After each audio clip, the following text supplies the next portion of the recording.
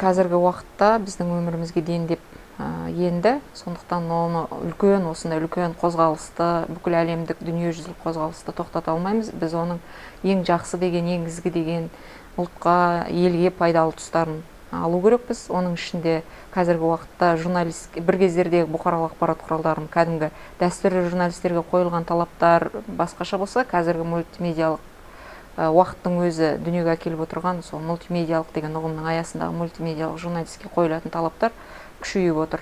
Бұрынғы кездерде берілген тапсырманы ғана орындайтын болса, журналистер кәдімгі дәстүрлі журналистиканың тілшілері, корреспонденттері, қазіргі таңда мультимедиалық журналистке өзіне тырбанып еңбек етуге тура келеді. Менің өзімнің байқағаным, мультимедиалық журналистке кем дегенде 3 нәрсені білу керек. Ол біріншісі софт, яғни ол кодтау тілі, бағдарлама, ол жаңағы сандарменен, статистикамен жұмыс істей білу, ол дизайнның негіздері, ол деген анимацияның негіздері, ол кәдімгі әкімшілік, веб администрирование дейді орысша айтқанда, соның негіздерін білу керек. Оны не үшін? Ол мысалы кез келген программада, бағдарламада, ол өнімнің қай программада жасалғанынан хабар болу керек. Bittrex программасы болса, Bittrex-ке, болмаса WordPress болса, WordPress-тің бағдарламасында, болмаса жаңағы қолдан жасалған, мысалы Drupal сияқты, болмаса тағы басқа программалардың тілін білгенде жөн. Оның негіздерін, одан кейін одан хабар болғаны жөн. Екіншісі бұл контент. Контент, менің түсінігімде, бұл материалды, қолға түскен материалды тек қана өңдеу, оны болмаса көшіріп басу, болмаса рерайтинг жасау емес. Онымен бірге, сонымен қоса материалдың өзін, журналистің өзі жазып шығу.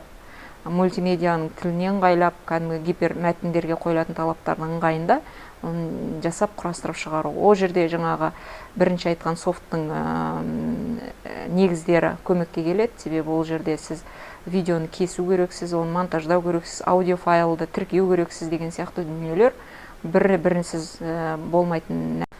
Үшіншіден, мультимедиалық журналистке білуге қажет дүниенің бірі, бұл кәдімгі SEO, SMM. Ол не деген сөз? Бұл сіздің жазған өніміңіздің жаңағы бірінші софтта дайындалған дүниені, екінші контентте реттелген сіздің туындыңызды белгілі бір аудиторияға ыңғайлап қарастырып, соны өткізу. Өткізу дегенде жарнамалау, насихаттау, үгіттеу деген тұрғыда да түсінуге болады.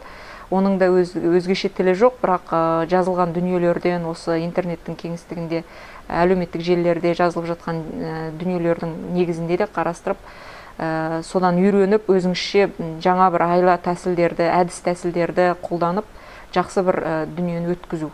Ол үшін әрине арнайы білім, арнайы курстарын өтіп жатса тіпті жақсы, ал олай болмаған жағдайда қазіргі уақытта басқалардың жазғаннан үйреніп отырып, өзіңше бір жаңа форманы ойлап табу.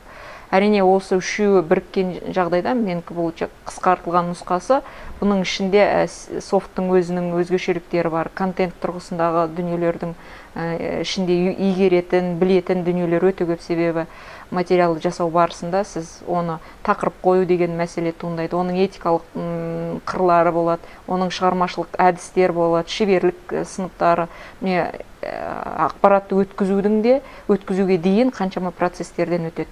Енді ақпаратты өткізген кезде ол барлық аудиторияға бірдей жаңағындай өтетіндей дүние болу керек. Мысалы, ол жастарға, болмаса орта жастағыларға, болмаса қарт адамдарға деп бөлінбеу керек. Мына мен жастар үшін жаздым, мынаны мен жаңағы орта жастағылар үшін жаздым, мынау кәртейген адамдар үшін емес.